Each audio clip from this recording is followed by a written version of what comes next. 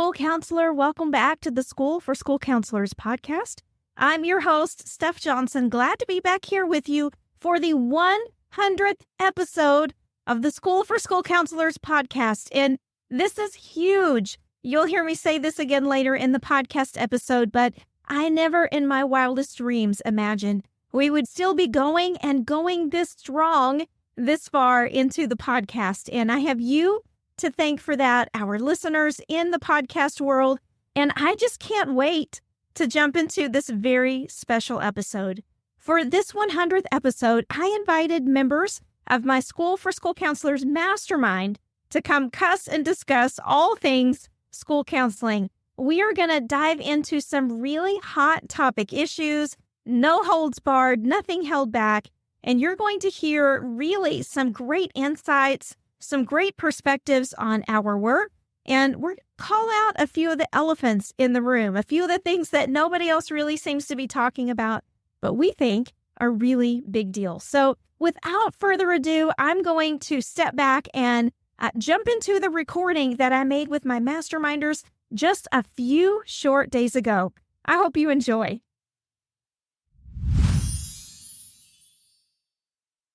All right, I got my mastermind friends here with me in the Zoom room, and we are here to celebrate the 100th episode of the School for School Counselors podcast, which is crazy because I never, ever thought we would be at 100 episodes. In the back of my mind, I always just thought it might be maybe 10 or 20, and then it would peter out. But here we are going strong, and I think it's because of the amazing people that are in the Zoom room with me right now and all the other masterminders that we have in our community, as well as all of you in our Facebook group. It's just amazing what happens when we come together, when we collaborate, when we consult, and when we put our brains together for the best outcomes for our students. So I'm super excited about this. I want to see what's on our masterminders' minds this morning as we jump into summer and getting ready for the next school year. So I'm going to let my folks introduce themselves. You guys, why don't you introduce yourselves to everybody? Tell us a little bit about what you do. And what is your favorite item in your school counseling office? Hey, I'm Brooke. I'm a Kentucky school counselor at a K through 8 Catholic school. Absolutely love it. My favorite item in my school counseling office is probably a handmade wooden sand tray and toolkit that my dad made me when I got my job. That's probably my favorite. The kids love it. I put kinetic sand in there and they can dig and comb through it to their heart's content. I love that. I'm Susan. I am a pre-K through 5th grade school counselor in Georgia. And my favorite item that I have is a screaming goat. It is a little toy you press when you're upset and you're mad, and it breaks the tension sometimes with kids. It makes them laugh when they're so angry and upset. It's just so much fun to use. Hi, I'm Diane. I'm a elementary school counselor, serving grades K through 5. And my favorite item is a tabletop punching bag that the kids all love to punch, especially when they're feeling angry or frustrated. And then when the teachers find out about it, they'll usually say, hey, can so-and-so come to your office and punch your punching bag for a few minutes? So it's very popular. This is LaTanya in Virginia. I am 9 through 12 counselor. Absolutely love it. Go back for the crazy every day. My favorite thing in my office is probably my sofa. I have a blanket and pillows because just sometimes everybody may just need that place instead of sitting in a chair just to come and relax and digress. I've actually had some kids take naps on it because they just couldn't function. So I would have to say that's my favorite thing in my office. My name is Crystal, and I am a counselor in Texas. And this will be my first year as a school counselor on an all pre-K campus. And I'm looking forward to listen and learn about all the great items that are in your offices. My name is Selena, and I'm not currently a school counselor. I am currently a qualified behavioral health provider for a mental health clinic in my area. And I'm very new to it. I will be working with primary level students and probably doing a lot of play therapy. And I think I would see my favorite item in my office as probably being Puppet. That's mine. Good morning, everybody. My name is Noemi Alvarado. I am an elementary school counselor in Southern California. And my favorite item is I have a huge cutout of The Rock. And he's my favorite because we have dressed him up in a graduation gown and put him outside during college career days. We put signs on him welcoming students good morning. We sit them right outside of our office, and kids will walk through and they'll say hi to The Rock. They love it. Adults have come and taken selfies. Staff from the district have come and taken selfies with The Rock. We've taken him out to like our kids' games, and he's part of the audience. So kids absolutely love it. It drives them crazy. When he's not outside of our office, they're always asking, like, where's The Rock? Where did he go? So that's my favorite item in my school counseling office. That's hilarious. I could just imagine you guys carrying that thing around campus or load it up in the car to take it places. That cracks me up. For sure. It's hilarious. People think it's funny. The kids think it's funny. I'm thinking I'm going to have to purchase a new one because he's been there for quite a while now, for a couple of years, and he's looking a little folded up and defeated lately. But I'm trying to figure out what cutout of what random famous person I should purchase next. This one was a gift. I just took it to work and it was a hit. That's so I mean, it just goes to show too, as we're talking about this, no one ever expected you to say, I have a life-size cutout of The Rock and that's my favorite school counseling tool. You don't see that make the lists or be posted in the articles, but that's true to your campus. And it's so fun to hear that kind of stuff. I think that's what I love about our group so much, is that we hear and see the real stuff, right? Not just the generic, whatever everybody talks about all the time kind of things, but we're talking about real world school counseling. And I just think that's amazing. And the opportunity to share. I'm thinking right now, what kind of cutout do I need to get for my campus? I'm already thinking about this for the fall. So we talk a lot, y'all, about real world school counseling models versus kind of the ideal model of a school counseling program, and how frustrating that can be for school counselors along the way, because we're trained to try to build these perfect world ASCA aligned programs. And then we get into the reality on our campuses and we find out it's not as easy as we thought it was going to be.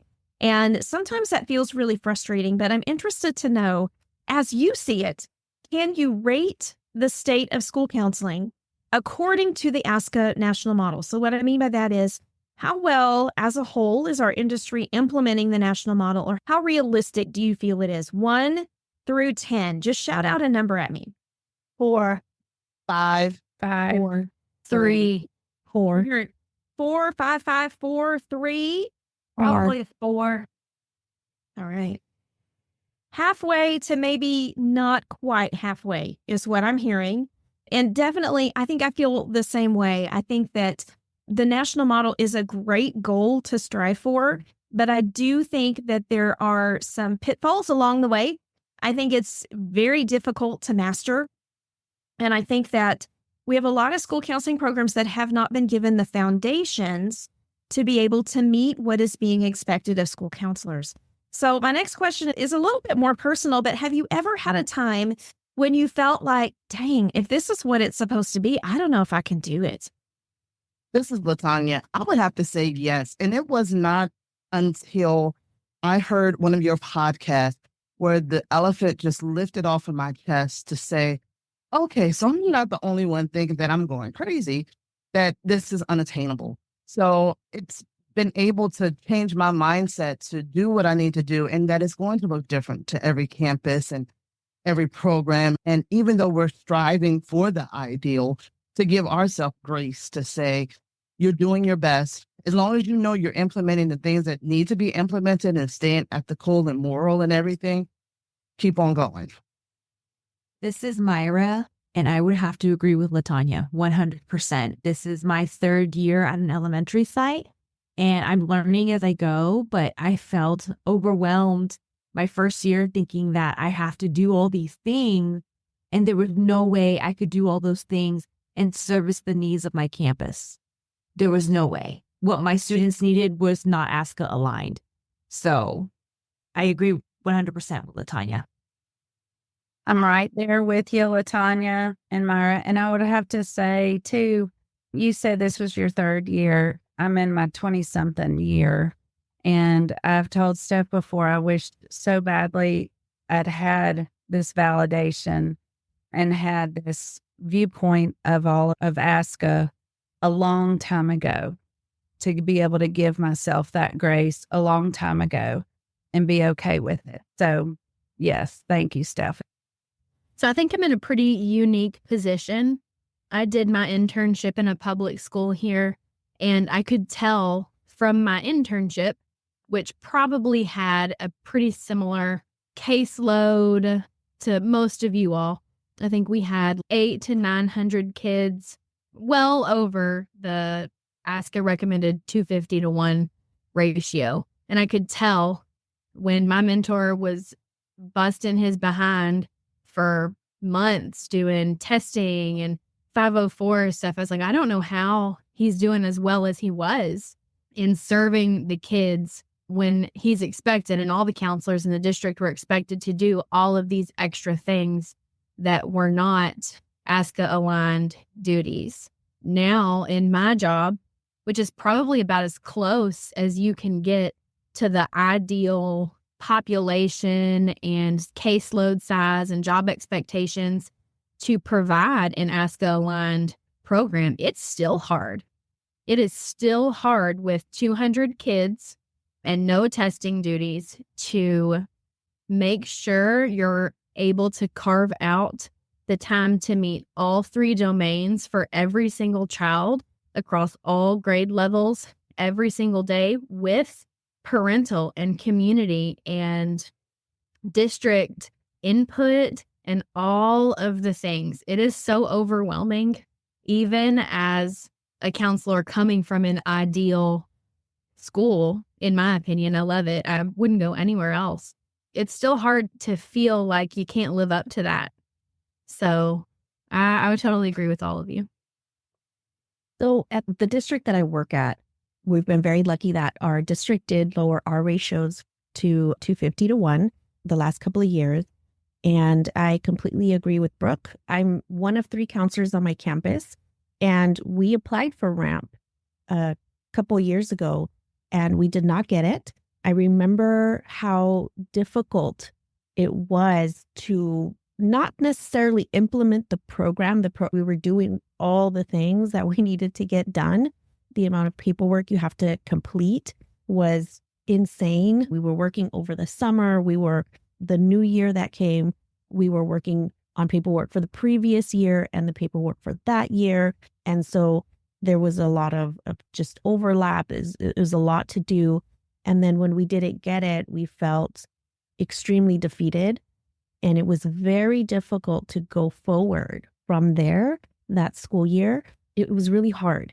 And I remember listening to one of the podcasts for School Counselors, and you talked about how just because we don't have that RAMP recognition doesn't mean we don't have a great program. And that just really resonated with me. It really helped me move forward because I knew that we were doing a great job. And my co-counselors knew that we were doing a great job, but we didn't feel like it because we didn't get that RAMP recognition. And quite a few of our schools in the district did get it that year. And so we're coming in as a new program and we're excited. We want to do all these things. We feel like, oh gosh, RAMP, that's what we have to do. And it really took a toll, I think, on our mental health and even just on our lives outside of work, where we weren't really focusing our attention on our families and getting that time that we needed to relax and rest to be able to be fully functional at an elementary school campus.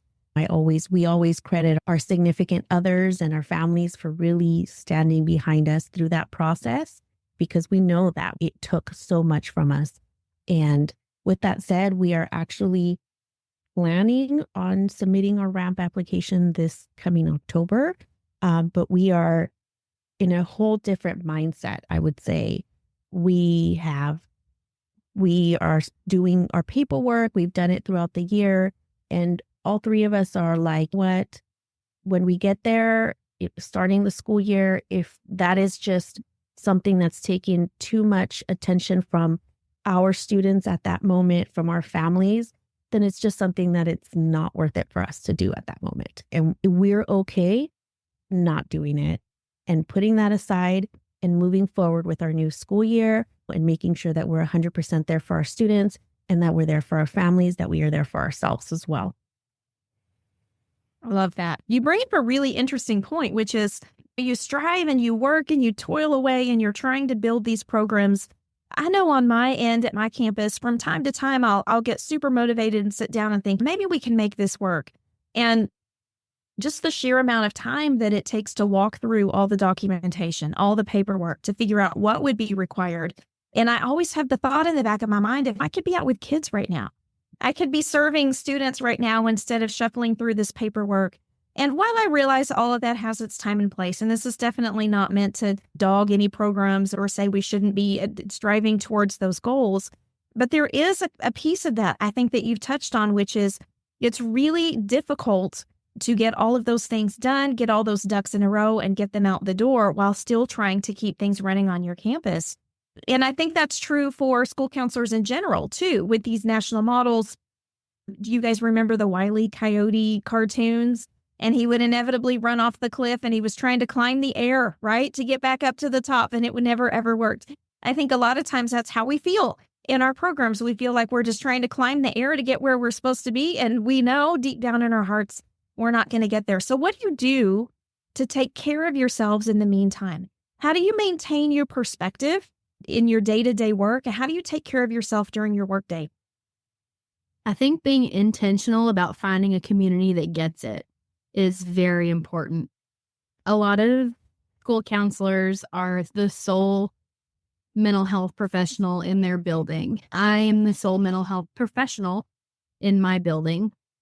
And while it would appear, looking from the outside in, that it would make me feel lonely, because I am intentional about building relationships with other counselors in our district, with other in our diocese, other counselors here in the mastermind, it's not lonely anymore. It might have started out that way, but just having people who understand and who can encourage you when you are having those feelings is more beneficial than just about, I don't want to say all forms of self-care, but it is probably one of the highest for me. Just being able to bounce ideas back and forth off of people who have been there and have either failed at it or succeeded at it, and you can learn from what they did. And we're very thankful for our consultation and chats, because I know a lot of times if I'm struggling with something, I'll be like, oh, good, I can bring this up on Tuesday and get ideas from all of you, because I am also the only counselor in my building.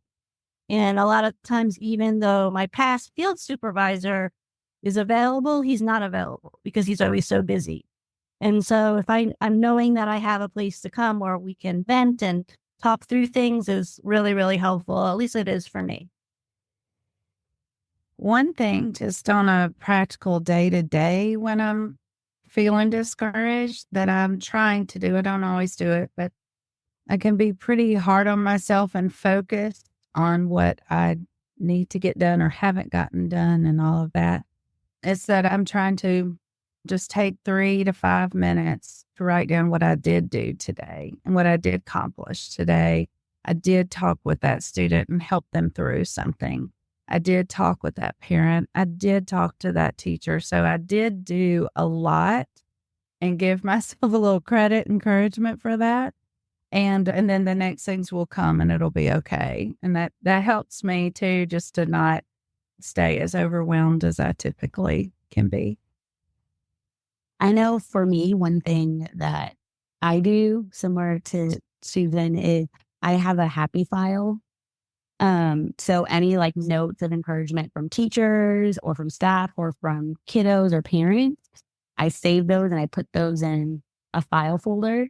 And so on those days that feel really tough or feel really overwhelming, or I'm like, what am I doing today? I open that file folder and it helps me remember the reasons why I do what I do and why I come into this building day in and day out is because of impacting these lives. So it really helps me refocus and remember why I do what I do. Just to add to what Shanice says, one of our fifth grade teachers actually has students at the end of the year write letters to teachers. And I always look forward to that day because a lot of them choose me to write to. And of course, I also keep them. And it's always so wonderful to read and for them to say thank you and all that. So one thing I like to do, one of my favorite things is just talking to students randomly, being out there when they're out there during lunch, during recess, in the mornings, after school. When I'm feeling very defeated or I'm feeling just in a funk, I will force myself to go out there with them and just to talk to them and greet them. And sometimes I'm very honest with my students. I'm very transparent, and I'll say, you know what, guys, Miss Noemi's having not a great day. I'm being a little grouchy today, whatever. And they always try to make you laugh. They'll be like, Miss Noemi, did you have your coffee this morning? Did you have lunch? Did you sleep? And so they crack me up because it shows me, it reminds me that they listen when I talk to them. They do listen. They're there and they want me to be good, just like I want them to be good. So forcing myself to go out there during recess and talking to them, and it just cracks me up, and it reminds me that I love my job and I love my kids and I love being out there with them. That's what it's all about, right? That's why we show up every day, is because the kiddos. We sure don't show up for the grown-ups most of the time. And we sure don't show up for the paperwork and the responsibilities and all the calendars and the things, right? Susan was talking earlier about writing things down at the end of the day that you've accomplished. And it really caught my attention because I thought that is a form of data-driven school counseling. It may not feel like it often, but that is definitely a form of data-driven school counseling, which is a huge buzz phrase around the school counseling world right now. We talk about it a lot over here. We have our data cohort running where we're looking at how we're capturing this information, what we're doing with it, how we're sustaining our practice. And so I just am interested to know if anybody wants to share some of their experience with trying to capture data in your school counseling program. What kinds of information are you trying to capture? What are some things that you've tried, or what is some validation or maybe some struggles you've had in your data-driven school counseling journey? Motivation. It's really hard to stay motivated to actually put in my data every day. It's very difficult. And sometimes it doesn't get done. And that's real, right? That's real. That's the real way of the school counseling life. Yeah, I think being worried about perfection with it. And if I miss or if I forget or I don't write something down, oh no, I've messed it all up. I don't need to continue, or what do I do? And that's a big problem with me, and maybe that has a little ADHD in there with it, of trying to keep up with it. It's hard for me to concentrate on it, make it a priority. I would definitely agree with Brooke and Susan. I'm pretty good at getting the data together. I'm pretty good at putting it in each day. And if not each day, like every other day. But then when it comes down to make the pie graphs or the bar charts, or this is what they knew at the beginning of the small group, and this is what they knew at the end of the small group, and this is where they increased, and this is where maybe we need to go back and refocus a little bit. I get stuck on the perfection because a lot of the admin don't really say exactly what they want, and I'll ask what they want, and I don't think they know what they want in terms of final product. I think that's a trend I'm seeing right now in the education world at large. And we were laughing, I think in our mastermind group a week or so ago, somebody said, I've been in education for 30 years, and I feel like this whole data-driven thing is just the flavor of the month, and it's going to come and it's going to go. And we were serving kiddos just fine before we all started talking about data all the time. Doesn't mean we don't need it, but we seem to be hyper vigilant about it. And Katie, what you were just saying about we're providing the information, but oftentimes our administrators don't even know what data they want to see. They just think they need data because that's what they talk about all day long. Is anybody else getting that feeling in your school counseling work where we're constantly talking about capture the data, and then you're like, okay, so who wants this? So we had the mental health grant, and we were able to get the PASS survey. There's one of those ones that you have to do at the beginning, the middle, and the end to gauge it. So we're sitting there, okay, so what does this mean? We're doing it. But like, how are we supposed to take this and put it back into our program? And nobody had an answer. I'm laughing so hard because we even forgot to do it at the end of the year because nobody knows what we're supposed to do with it. So it's just, okay, we got it. We got the money to do this program, but what for? So it doesn't help when my school didn't have, nobody did data. And in the surrounding counties, I'm like, I have nobody to talk to, but outside people, how am I supposed to do this? What am I supposed to do with it? I feel like I'm doing the data and I'm keeping it, but not how the norm says it should look and be, and bar graphs and charts and all this good stuff.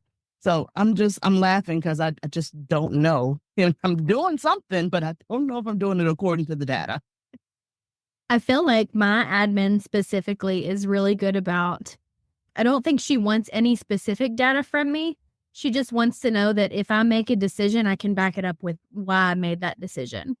So if I make a decision about the counseling program and she asks why, she just expects that I have some type of proof to back up or knowledge to say, this is why I chose to do what I did. And then she's okay, cool, awesome. We'll support you 100%. I don't know why, but every year at the end of the year, when we've collected all our data and we've put it into graphs and all that good stuff, I look at our numbers and I always feel like, oh, that's it. I swear I did so much more. I swear I saw so many more students. I swear I did so many more small groups. And then I always have this feeling of dread. Do I want to show this to the teachers? What are they going to think? Are they going to understand? Does this really give people what a day of a school counselor looks like? Because it doesn't show my emergencies, my crises. It doesn't really break it down. It just says, oh, you saw so many one-on-ones. You did so many small groups. You did so many classroom presentations. And I always get this small sense of dread of, did I even do well this year when I look at those numbers? Because I always feel like, oh my gosh, that's not enough. I should have done more. I think that's a really astute observation. And I think you bring up a really good point, because if you're presenting data with no frame of reference to people who don't do what you do, sometimes it can feel like that. And I know what you're talking about because I've been there. I have 100% been there with my data as well. And I think, man, if I present these numbers to my staff and they see, oh, you only did X number of counseling sessions this year, what were you doing the rest of the time? Not understanding what it took to make those things happen, the duration of some of those counseling sessions, the content of some of them that needed to be processed by me afterwards, just the chasing students down, trying to find them to get them in the office, those kinds of things. Unless you do this kind of work, it's really difficult to understand what those numbers actually mean.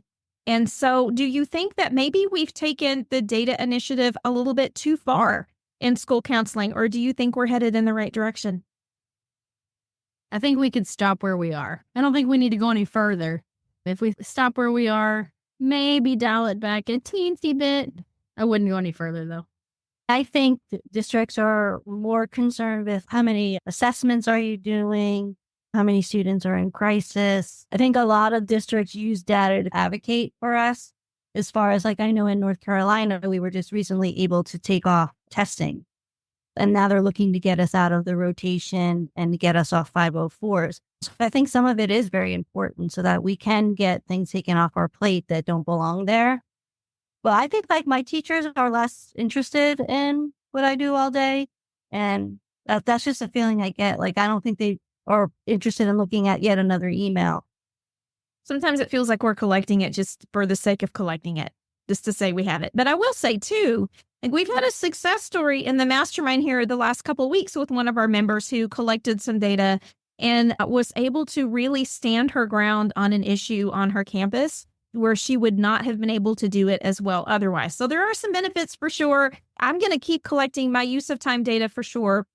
I think many of you are as well. Our data cohort is going to be continuing this next year. And I think we're still going to be heading down that road.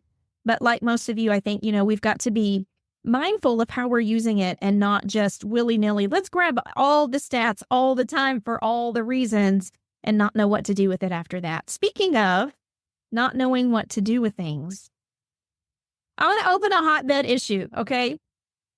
In our education world right now and in school counseling, there tends to be two kinds of camps of school counselors. There tend to be the school counselors that see themselves as very much teachers of social emotional skills who are very invested in doing lessons and small groups and the instructional side of counseling. And then we have the camp on the other side of the river that is more invested in mental health intervention, not necessarily didactic lessons, not necessarily standing up and teaching concepts and skills, but really getting in there with students, doing a lot more individual counseling, doing a lot more large scale intervention kinds of programs and things like that on their campuses. And so I'm curious to know, because I don't think either one is right or wrong. I think there are two different approaches to school counseling. And I think that some people manage to do both of them very well within the same program. But then most of us, I think, tend toward one or the other. So which one do you identify with more? Do you identify more with the social emotional teacher, or do you identify more as a mental health interventionist? Our district, I was pleasantly surprised when I started. They focus very heavily on the mental health side. So our counseling director is also a mental health professional, a mental health medical professional. Actually, she's wonderful. And they are very adamant at the diocese level, and they push out to the principal that the school counselors are the mental health professionals on campus. And we are the people that they should go to with mental health concerns about children. So I feel like while I do both, I do lessons, and when I can, I do small groups. I teach skills, but first and foremost, my job is the mental health interventionist on campus, and to do triage and make referrals when necessary and that kind of stuff. I think both of those things require a team approach. I think that the counselor herself or himself cannot be the SEL specialist and cannot be the mental health specialist. I think that's why support meetings are so important.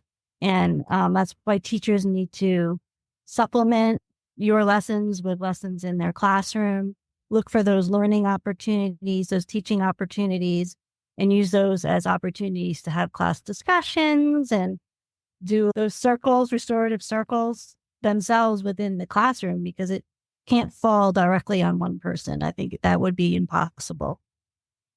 I feel like at my school, I'm a mix of both, but the struggle in education overall is that everyone else is results based. Every other job in the school, from speech, special ed, ESOL, the classroom teacher, everybody's looking for results. So to just work with kids on general mental health and be a traditional counselor is difficult, because you can meet with a child for 2 weeks, and in the next MTSS meeting, you're like, he's been meeting with Susan and he's still not doing what he's supposed to do. And so you feel very pulled to do skills. You feel very pulled to do things that are going to give results pretty quickly. So, yeah, I do feel like the school counseling world is more skills based sometimes than mental health. But I think that just primarily has to do with where we work. So it's hard to find that balance sometimes. I think that's a great point. I think the results-based environments on campuses definitely influence our work. We've talked a lot in here about, is data going the wrong direction with making school counselors feel like they have to prove their worth on a campus in order to stay there? And is that really a fair question when we're dealing with relationships and mental health and emotions and family backgrounds that we don't have a lot of power to change?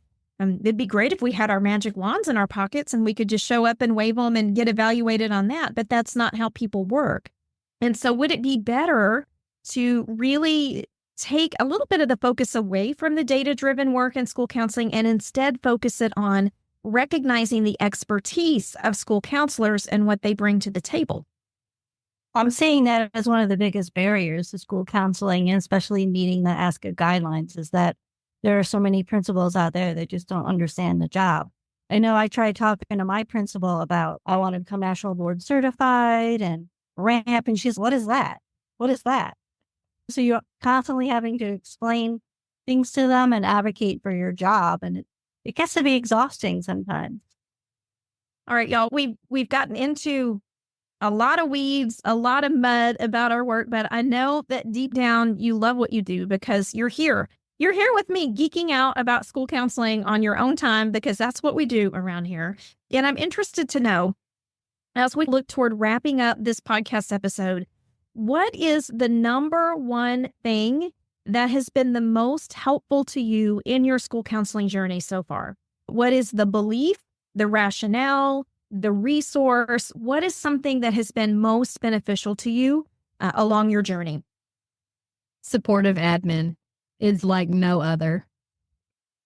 I second that, Brooke. My administration that I have right now has been the best experience I've ever had, and in trusting me to do my job and to know what I'm doing. And it has made the biggest difference in me feeling like I've been a successful counselor. I think supportive admin is extremely important, but I also think when teachers come to you and tell you that students are using the strategies you've taught them or showing improvement, I think that is really helpful because it gives me the motivation to come back, to keep going. So positive feedback. I love that. We don't get enough of that too.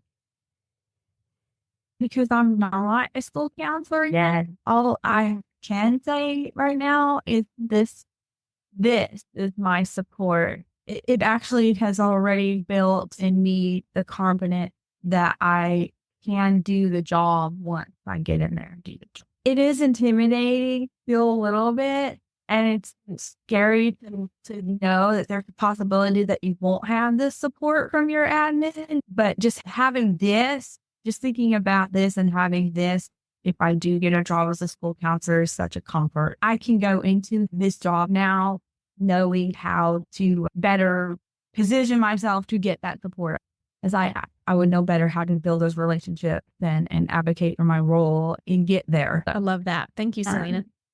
I would say building relationships, not just with people that are like-minded that you can go to for support, but also people who don't understand our role, also people who are struggling to really allow us into their classrooms, for example, or allow us to do the interventions that we need to do, because it gives us a different point of view. It helps us really look in to see what we need to do. How do we do it? How do we approach them? And it may feel like sometimes it's just taking too long. This person just doesn't get it. They're never going to let me into their classroom. It might take a little bit of a toll on your own mental health, but really just building those professional relationships, really showing that respect and really helping them understand your value, it really goes a long way. Eventually, they start to be kinder. They start to allow you in, and it really does help you get your work done and reach more students. I love that. Thank you very much. All right, y'all, as we wrap this up, I'm going to ask one self-serving question. And that is, as you look into the next school year, as you look behind you in the school year that we are completing, out of all of the things that we have going on in our School for School Counselors world, which again blows my mind. I don't know how many of you were with us. I think a few of you have been with us since the beginning when we were just a weekly check-in on a Facebook Live, and we were trying to help people figure out how to reach kids during COVID. Everybody was telling us we needed to be counseling kids online, and nobody knew how to do that, and nobody was really telling anybody how to do that. It was a lot like the ASCA standards, like you need to make this happen. How do we do it? We really don't know. Figure it out, that kind of thing. And so we got together and we crowdsourced this guide, and we came up with the tactical application of how do you do school counseling online during COVID. And we published this little book, and then it went then into, hey, we want to keep getting together like this. This was really fun.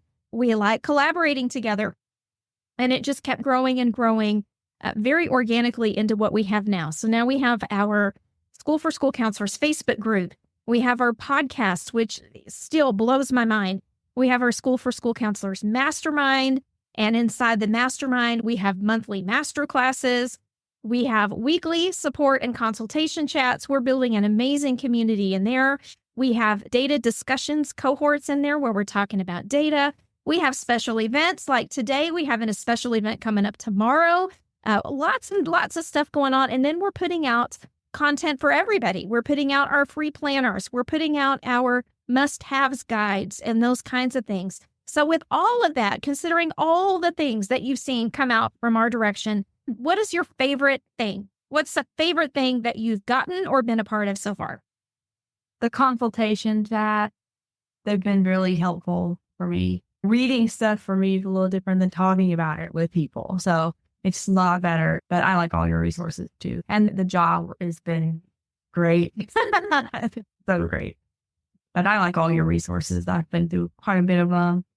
You brought up even a few that I forgot to mention. Get the Job, Mastermind Library. There's so much going on, y'all. I don't even know how we keep all this going. It's really, honestly, with Selena talking and you listing everything, it's hard to pick. It's hard to pick because I fully believe that Get the Job got me the job I have now that I'm loving. I love the resources, love talking with everybody and hearing people on the consultation and chat. And then the podcasts get me through my workout a lot. But the podcasts have been awesome in just building knowledge and giving ideas and different things like that. So they all serve great purposes. Oh, and I love the planner. I really love it. So it's all been great. I like that's what she said about the podcast getting her through her workout, because I find myself listening to a lot of podcasts and I listen to yours. And it's almost like a self-care thing for me because I get a lot out of them, but I'm also exercising too. And so it's just like a whole thing. And even like on my walks, I'll listen to a lot of stuff and just get a lot of great information. Maybe we need a new tagline. School for School Counselors podcast. We make working out suck less. Right? I think you put that for real. I don't want you to forget about your virtual conference that you do at the beginning of every school year. That's what brought me to this group. I saw that advertised on Facebook and the fact that it's free, and then it brought me to this group. And as I've mentioned before in many of my reviews and stuff, like this is the most useful and educational. And if you're looking to build your skills and your knowledge and being better respected on your campus, then this is the group for you. Because when you know what you're talking about, it helps you to be more like called on. 1,000%. And we talk all the time in here about building fluency. Yes. We have the right words at the tip of our tongue right when we need them, and how powerful that can be when we feel like we're getting called on the carpet or people are looking for insights. When you're able to provide them right then at that moment, man, that's a game changer for so many people. But you cannot build that fluency if you're not actively trying to build it. It's like handing a kid a book and they haven't read in months. They're not going to be able to be a fluent reader. You have to work on that. You have to develop those skills. Same here. I'm seeing some hearts go up on my screen as I'm saying that. And that's what we're working toward. I'm so glad you remembered that because I had totally forgotten about Best Year Ever. Y'all, so much going on. I can't even keep it all in my head. And we're doing that again this year. So I'm super excited about it. I've been planning it for months. It's going to be a little bit different. It's going to be the same, but a little bit different, right? Because we don't want to do the same thing year after year. And I'm hopeful that everybody's really going to love it. So thank you for bringing that up. I'd forgotten about that. One of my favorite things is the School for School Counselors podcast. I love to listen to it on my way to work, on my way from work, on my way here, there. It's not 50 hours long. It's to the point. It's clear. And there's always some kind of reflection that I do at the end or while I'm listening to it that's really helpful for me, my day-to-day work. So that's one of my favorite things is the podcast. I just want to add that it's a big thank you because the mastermind, their chats really got me through that first year. And that year was so hard. And then my second year, I had 2 school sites. Oh, I needed a lot of support or just an opportunity to vent to people who understood and you what we were going through. So thank you. I remember that 2 school sites thing. That was tough. All right. As we're wrapping up, let me ask you this. It's a variation of a question I ask at the end of most of my podcast episodes, which is this. Do you have one piece of advice or wisdom that you could give to other school counselors that are listening right now that perhaps aren't in the best headspace, who are questioning whether they're in the right line of work, or maybe are just feeling frustrated and overwhelmed with the tasks at large? Because this is not an easy job. And just like a quick 1 or 2 sentence synopsis, can you give your best piece of direction or advice to school counselors who are listening right now? I would recommend that they definitely consider looking into your mastermind program. And I would also say try to get really good at the solution focused counseling. And as far as like data goes, not as scary as you think it is. But if you become a mastermind person, you will learn that big time. I would just say when the hard gets to you and the hard topic and the trauma and things like that get to you, just remember that the hard serves purpose. And most of the time, it takes going through hard stuff with kids and them going through hard stuff and all of us feeling uncomfortable and all of that for them to get to the good. So we got to go through the hard, and it's okay, and embrace that. It's all right. I would say also just remember that you're also a human being. We can be very critical of ourselves, and we tend to give other people grace and not enough grace to ourselves. And just remember that you're a human being. You're allowed to make mistakes. You're allowed to feel feelings as well, just like others are. And when you are in a difficult situation, just remembering that you're okay. You're going to be okay. You're going to get through it. Finding that either support group, support person, whether it's somebody in the field or maybe even somebody that's not in the field, right? But somebody that's very supportive and can just be there to listen to you and remind you that you're still doing a great job, even when things aren't necessarily going the way you want them to go. You got a lot of hand claps and heart emojis as you were talking. That support group is huge. Find those people who will support you or give you an opportunity to talk things out when you don't know what to do. I made friends with some of my school counselors here at my district, and that has become a huge help, especially when I'm like, I have no idea how to move forward with this student. So just find your support. I think for me, what I would say is stay curious and open-minded.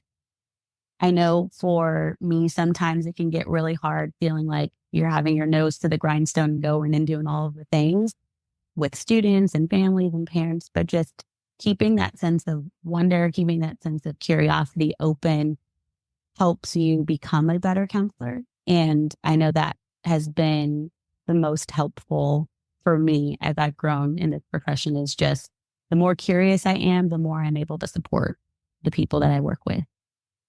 I think it's important that you don't get sucked into the drama and things like that your school can bring, because you have to remember that you have to keep your biases aside, and you don't want teachers influencing you when you're speaking with children and let it affect how you work with that child.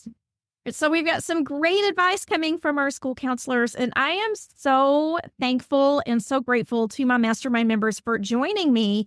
We recorded this on a Saturday morning. So on our weekend, on our family time and our catching up time, here these guys are not only geeking out on school counseling with me, but helping me with our 100th podcast episode as we celebrate the 100th episode. We've got so much more coming your way this year in School for School Counselors. So many plans, so many frameworks coming your way. It's going to blow your mind, I promise.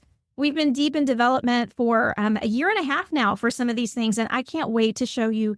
All we have coming your way is taking everything in me not to spill the beans right now. As a matter of fact, our masterminders are having a super reveal party for a new component of their program tomorrow, because we're always looking to bring amazing new things your way.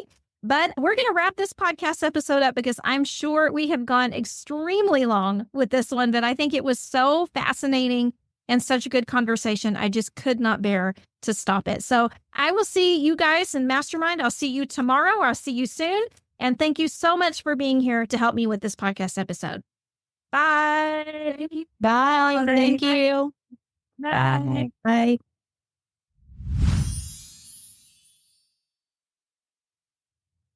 Can you see why I love them? Yes, they are some of the most amazing school counselors on the planet. My mastermind folks are truly tremendous.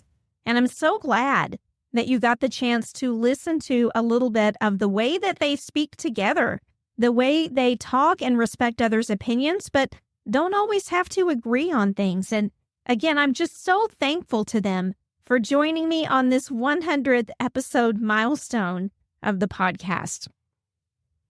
If you're interested in joining these kinds of conversations, remember that the door to the School for School Counselors podcast is always open. You can find out all you need to know at schoolforschoolcounselors.com/mastermind. And once you get in there, you're going to find out about all the amazing new things we've implemented in just the past couple of weeks. We would love to welcome you into our group, and we'll have a chair for you whenever you're ready. All right, I'll be back soon with another episode of the School for School Counselors podcast. And in the meantime, I hope you have the best week and the best start to your summer. Take care.